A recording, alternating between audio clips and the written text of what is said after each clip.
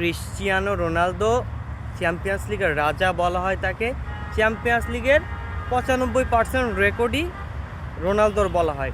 সেই রোনালদোর 140টা চ্যাম্পিয়ন্স লিগের গোল থেকে যদি পেনাল্টি গোল বাদ দিয়ে দেওয়াও হয়, তারপরও রোনালদোর 121টা চ্যাম্পিয়ন্স লিগের গোল থাকবে, যেটা রোনালদো বলেই সম্ভব।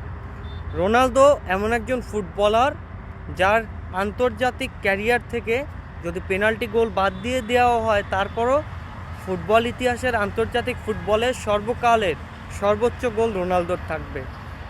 আরও একটা কথা মনে করিয়ে দিতে চাই যে রোনালদোর আন্তর্জাতিক ক্যারিয়ার থেকে ফ্রেন্ডলি ম্যাচের গোলগুলো বাদ দিলেও ফুটবল ইতিহাসের সর্বকালের সর্বোচ্চ গোলদাতা থাকবে রোনালদো।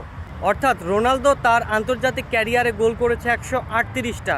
138টা গোল থেকে পেনাল্টি গোল বাদ দিলেও রোনালদোর 100+ গোল থাকে, সেটাও ফুটবল ইতিহাসের সর্বকালের সর্বোচ্চ।